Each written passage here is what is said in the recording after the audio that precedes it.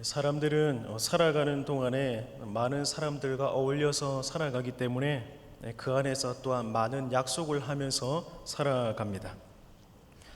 그리고 우리가 맺는 수많은 약속 중에는 각자가 생각할 때에 나름대로 중요한 약속이라고 여겨지는 것도 있을 것이고, 그에 비해서는 또 작은 약속이라고 여겨지는 것도 있을 것입니다. 그런데 여러분들은 사는 동안에 맺는 수많은 약속들 중에서 이러한 약속은 중요한 약속이고, 이러한 약속은 조금 사소한 약속이고, 그렇게 기준을 정하는 여러분들만의 기준이 있으십니까? 있으시다면 무엇을 우선시하며 살아가고 계십니까? 머릿속으로는 나름대로 중요한 약속이라고 생각하는 것들을 우선시하면서 살아가려고 하실 것입니다. 그렇지만 실상은 어떻습니까? 이것이 중요한 약속이고 이것은 사소한 약속이라면 중요한 약속을 우선시하면서 살 것 같지만, 실상은 시간 순서대로 눈앞에 놓여져 있는 약속을 처리하면서 살아가는 것이 우리의 모습일 수도 있을 것입니다.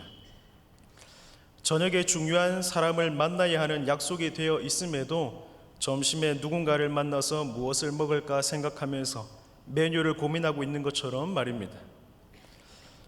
약속의 중요성을 간과하는 것은 아니지만 약속의 시간 순서대로 하나씩 집중하며 대하는 것이 우리의 태도일 수 있다라고 하는 것입니다. 또한 중요한 것을 더욱더 집중하며 살아가면 좋겠지만 그것 하나에 집중하지 못하고 여러 것에 시선을 돌리는 것이 우리의 모습일 수 있다라고 하는 겁니다. 왜냐하면 사람은 눈앞의 것을 쫓는 경향이 있기 때문에 그렇습니다. 그렇기 때문에 아무리 중요한 약속이 있다 할지라도 그 약속이 당장의 유익을 가져다 주는 것이 아니라면, 당장 해결해야 하거나 마무리 지어야 하는 일이 아니라면 그 약속이 우리의 마음을 뜨겁게 하지 못하며 나의 몸과 마음을 사로잡기는 힘들 것이다 라고 하는 말입니다. 오늘 본문 말씀을 보면 정말로 중요한 약속인데 그 약속이 먼 훗날의 일인 것만 같아서 그 약속을 외면했던 한 인물이 등장하고 있습니다. 그는 아하스라고 하는 남유다의 왕입니다. 이 시간에는 아하스 왕에게 주어졌던 중요한 약속은 무엇인지, 그리고 그 약속을 대하는 아하스 왕의 태도는 어떠했는지 살펴보기를 원합니다. 그리하여서 하나님께서 보실 때 오늘 우리가 깨달아야 하는 말씀과 하나님의 마음을 함께 살펴보기를 원합니다. 오늘 말씀에 등장하는 아하스 왕이 언제 그리고 어떤 정세 속에서 나라를 다스렸는지, 나라를 이끌었는지 한번 살펴봐야 하겠습니다. 본문의 사건은 연대적으로 기원전 732년 즈음에 있었던 일입니다. 또한 지리와 정세 상황은 어떠한가 하면 여러분들 이 네 가지의 나라, 4개국을 꼭 기억하시기를 바랍니다. 지리상으로 가장 남쪽에는 남유다가 위치하고 있었고, 그 남유다 위에는 북이스라엘이 위치하고 있었습니다. 그리고 그 위에는 아람이라고 하는 나라가 위치하고 있었고, 그리고 가장 위에는 아수르라고 하는 나라가 위치하고 있었습니다. 가장 밑에는 남유다, 그리고 그 위에는 북이스라엘, 그리고 그 위에는 아람, 그리고 가장 위에는 아수르라고 하는 이 4개국이 오늘 본문에 등장 배경 나라라고 할 수 있습니다. 자, 이 4개국 중에서 가장 위에 있는 아수르라고 하는 나라가 주변국들 사이에서 그 위세를 떨치면서 조공을 받고 있는 그런 상황이었습니다. 그러다가 이제는 조공을 받는 것에서 그치지 않고 제국 정책을 펼치면서 군사적으로 주변국들을 정복하기 시작합니다. 그렇다면 이러한 아수르의 정복 대상은 누구이겠습니까? 지리적으로 아수르 바로 아래에 위치했던 아람, 그리고 그 밑에 위치하고 있는 북이스라엘이 정복 대상이 되는 것은 당연한 일일 것입니다. 그리고 시기적으로 아수르가 두 나라를 정복하려는 움직임을 보이자 아수르를 대항해야 할 아람은 북이스라엘과 연합하여서 아수르를 대항하고자 했습니다. 하지만 아수르가 그동안 다른 나라들로부터 조공을 받을 정도로 강국이었기 때문에 아람과 북이스라엘이 힘을 합친다고 해서 쉽게 제압당할 그런 나라는 아니었습니다. 그렇기 때문에 이러한 아수르를 대항해야 할 아람과 북이스라엘 입장에서는 둘보다는 셋이 낫겠다, 그런 생각으로 남유다의 왕에게도 연합을 촉구하고 있습니다. 이때 남유다의 왕이 오늘 본문에 등장하는 아하스라고 하는 왕입니다. 그리고 그가 아수르를 대항하고자 동맹을 촉구하는 두 나라에 대한 반응이 오늘 본문에 기록되고 있는 것입니다. 자, 이러한 정세 속에서 남유다의 아하스 왕은 어떤 선택을 해야 했겠습니까? 여러분들께서 아하스 왕의 입장이라면 어떤 선택을 하시겠습니까? 사실상 답은 간단합니다. 하나님을 의지하면 되는 것이죠. 그렇기 때문에 하나님께서 이사야 선지자를 통해서 하나님의 말씀을 주십니다. 무엇이라고 말씀하시냐면 징조를 구하라, 그렇게 말씀하고 계십니다. 중요한 결정을 해야 할 때에 하나님께서 아하스 왕에게 징조를 구하라, 그렇게 말씀하십니다. 여기서 말하고 있는 징조란 무엇입니까? 하나님께서 정말 살아서 역사하시는지 확인해야만 하는 연약한 심령에게 주시는 하나님의 존재 증명을 위한 도구라고도 할 수 있습니다. 내가 이렇게 살아서 역사하니 나를 믿고 나를 의지하라, 이렇게 말씀하시는 하나님의 음성이다라고 할 수 있다는 것입니다. 그런데 지금 아하스 왕에게 하나님께서 먼저 다가가셔서 말씀하십니다. 징조를 구하라 라고 말입니다. 그러자 아하스 왕의 반응은 무엇이었습니까? 12절에서 이렇게 말씀하고 있습니다. 아하스가 이르되 나는 구하지 아니하겠나이다. 나는 여호와를 시험하지 아니하겠나이다. 이렇게 답하고 있습니다. 어찌 보면 참으로 믿음 좋은 소리 같습니다. 하나님을 시험한다는 연약한 소리 하지 말라는 그러한 말처럼 들리기도 합니다. 하지만 이런 아하스 왕의 대답에 이사야 선지자의 반응을 보면 믿음 좋은 소리가 아니었다라고 하는 것들을 알게 됩니다. 아하스 왕이 하나님을 시험하지 않는다고 하자 이사야 선지자의 반응이 이렇습니다. 13절입니다. 다윗의 집이여 원하건대 들을지어다. 너희가 사람을 괴롭히고서 그것을 작은 일로 여겨 또 나의 하나님을 괴롭히려 하느냐. 이사야 선지자의 반응은 어떻습니까? 아하스 왕이 하나님을 괴롭게 하고 있다는 것입니다. 이사야 선지자가 이렇게 반응했던 이유는 아하스 왕이 이사야 선지자를 통해서 징조를 구하라는 하나님의 말씀을 듣기 이전에 이미 다른 방법을 선택했기 때문에 그렇습니다. 열왕기하 16장 7절에는 오늘 본문의 배경 곧 아수르의 제국 정책 속에서 북이스라엘과 아람이 남유다인 아하스 왕에게 연합을 촉구하는 상황 속에서 아하스 왕이 어떤 선택을 했는지 잘 보여주고 있습니다. 열왕기하 16장 7절 말씀입니다.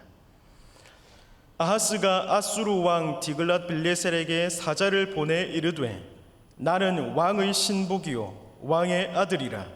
이제 아람 왕과 이스라엘 왕이 나를 치니 청하건대 올라와 그 손에서 나를 구원하소서 하고. 지금 남유다의 아하스 왕의 선택은 무엇이었습니까?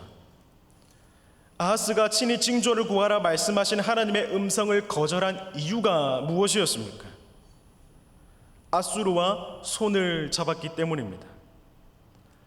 아하스 왕이 여러 가지 계산을 해보았을 때 북이스라엘과 아람과 손을 잡고 아수르를 대항하는 것보다 아수르에게 머리를 숙이는 한이 있더라도 그와 손을 잡는 것이 낫다고 나름대로 판단을 한 것입니다.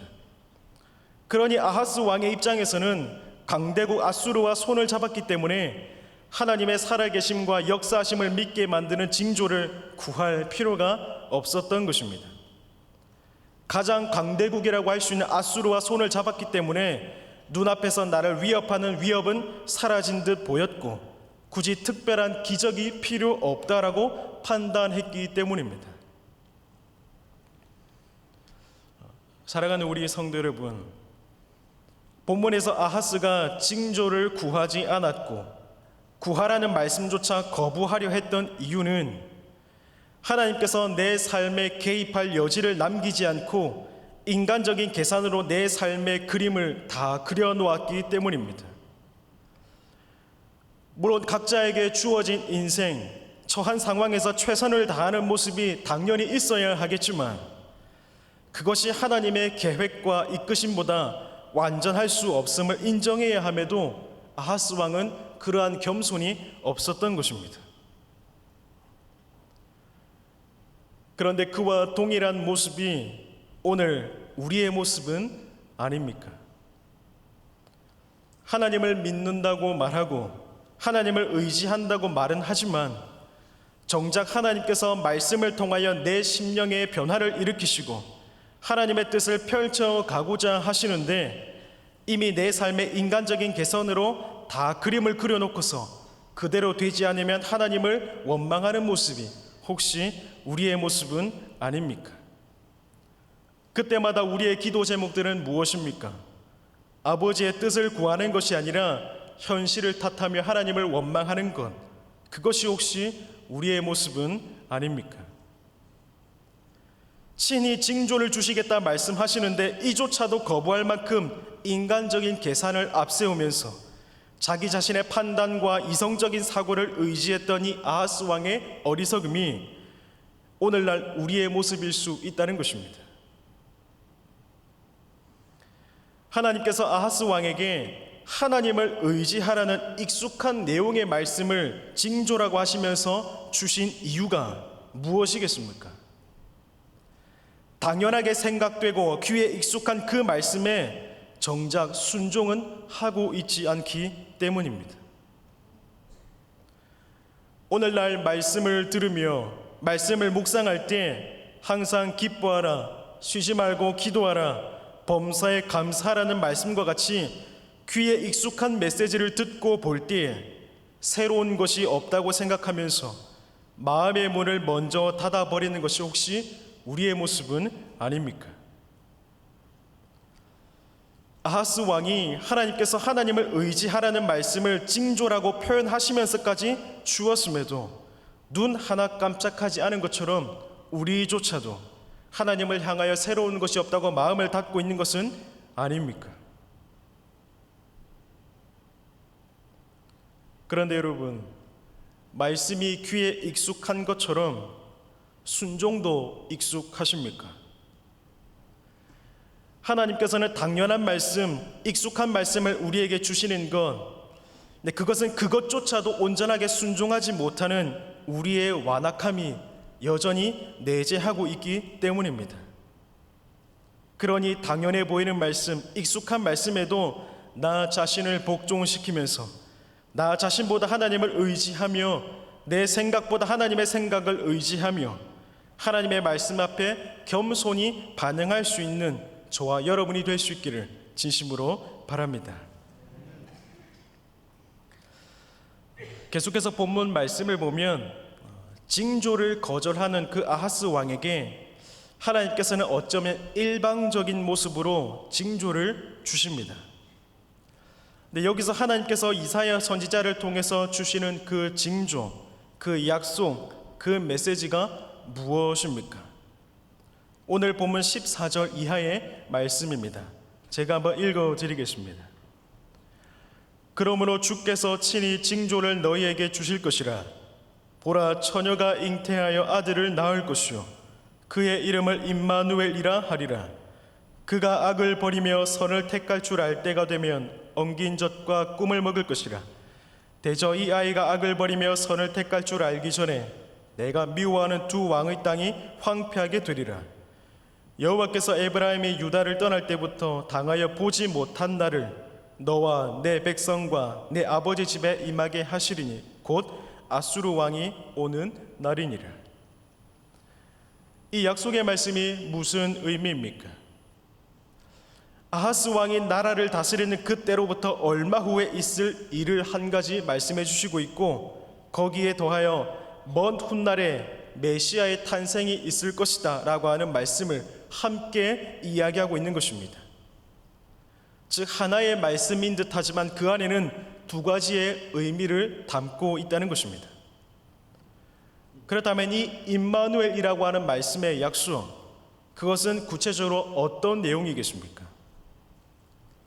그 첫 번째로는 고난을 담고 있습니다.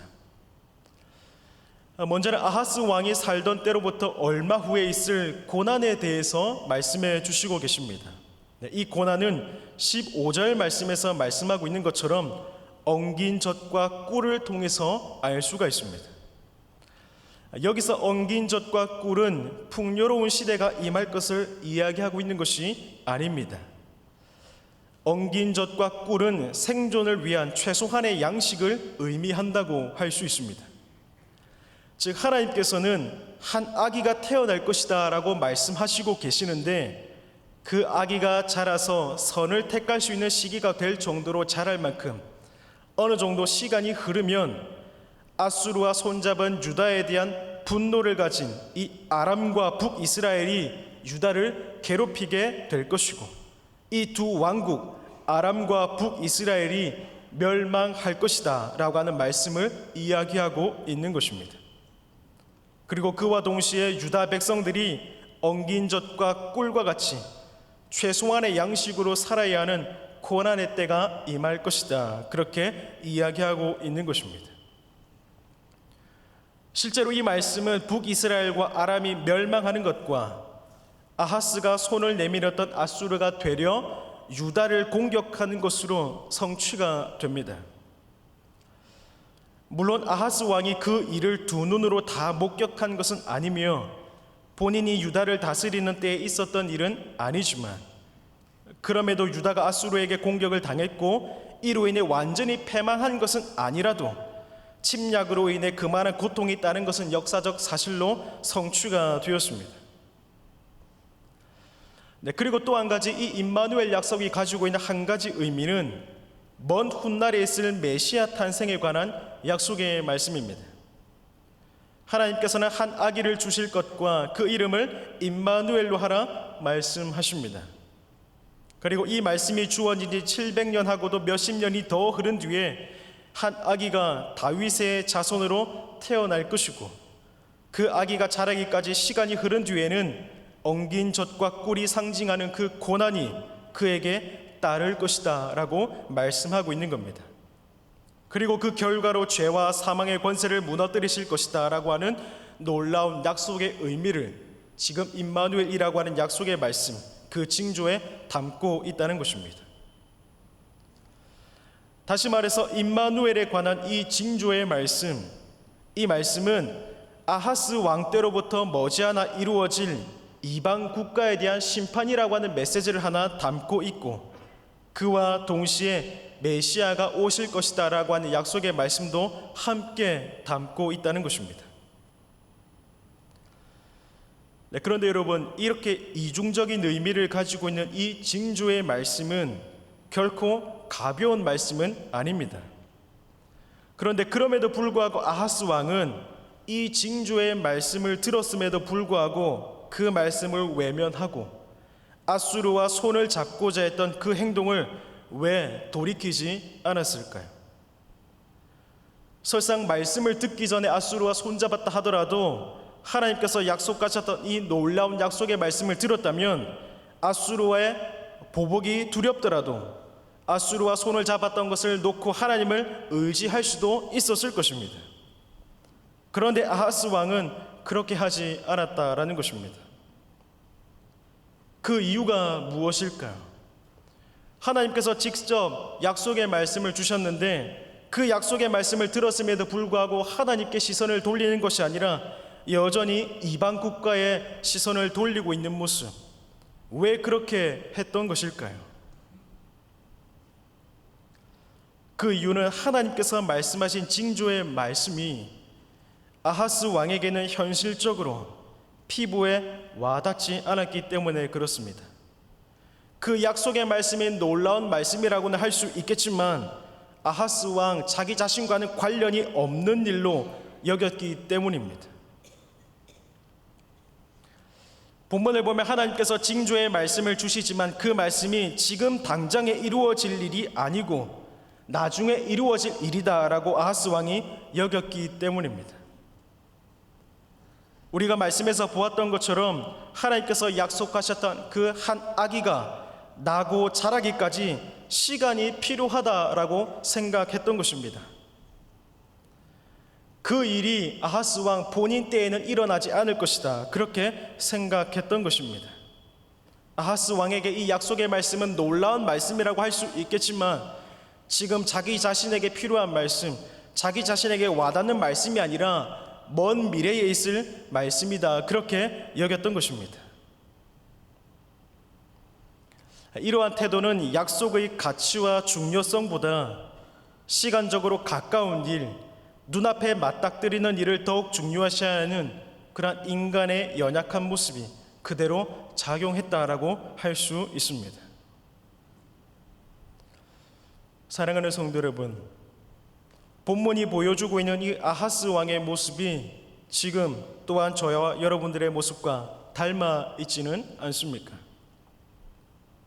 앞으로 일어날 일에 대한 약속의 말씀을 듣고도 공감도 감동도 없고 자기 자신과 관련 없는 일로 여기는 그 아하스 왕의 모습처럼 다시 오시겠다고 약속하신 그 예수님의 약속에 무감각한 모습으로 살고 있는 것이 오늘날 저와 여러분들의 모습은 아닙니까?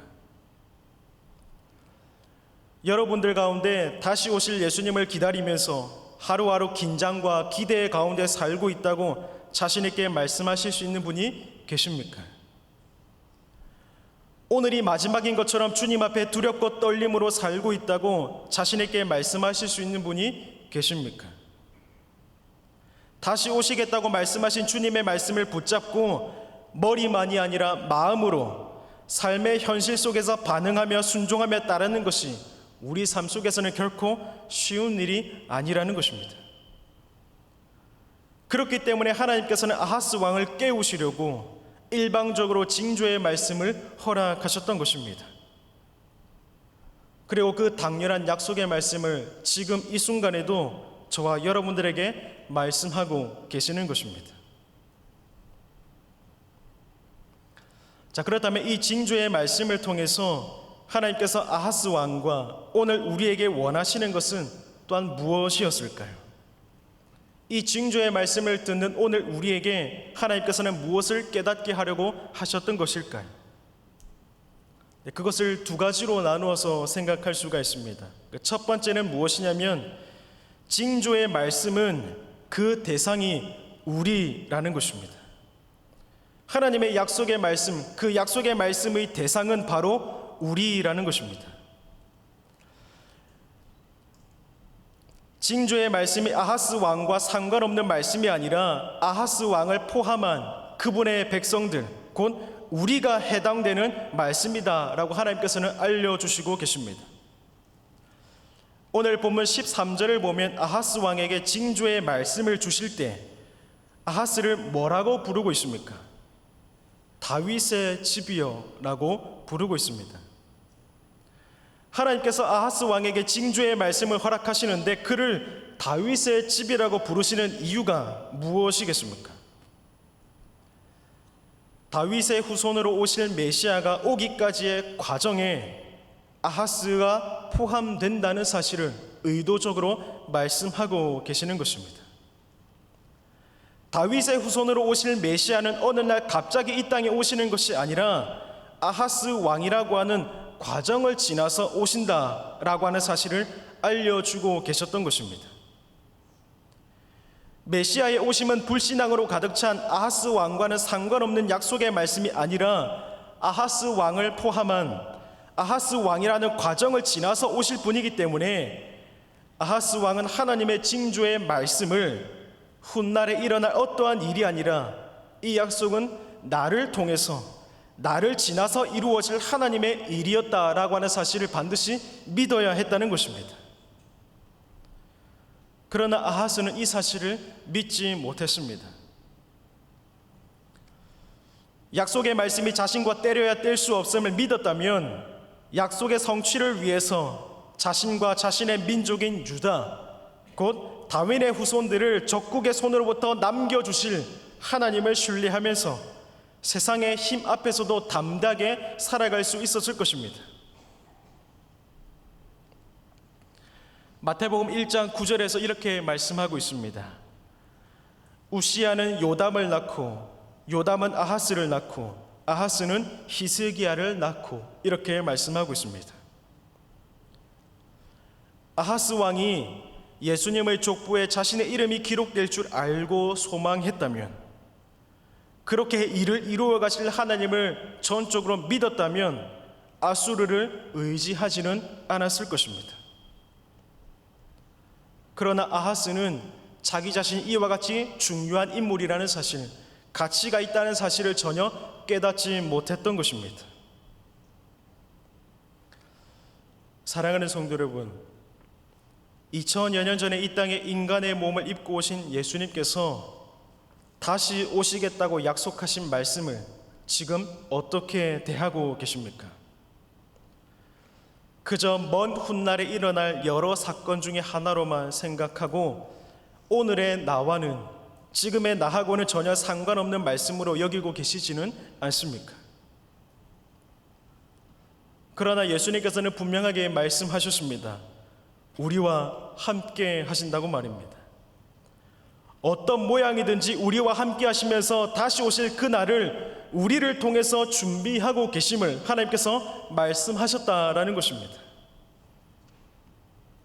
주님 다시 오실 그날을 위해서 지금 내가 어떤 모양으로 쓰임받고 있는지 그 내용을 설명서 보듯이 다 알 수는 없지만 분명한 것은 나라고 하는 존재는 다시 오실 예수님의 때를 위해서 쓰임받고 있다는 사실입니다. 갈수록 악해져만 가는 세상 속에서도 우리를 붙드시고 이끄시며 생명의 빛을 세상의 비춤으로 다시 오실 약속의 말씀을 우리를 통해서 계속해서 선포하실 것입니다. 그러니 약속의 말씀을 신뢰함으로 현실의 벽 앞에서 무너지지 마시고 말씀 붙잡고 새 힘을 얻으며 나아갈 수 있기를 진심으로 바랍니다.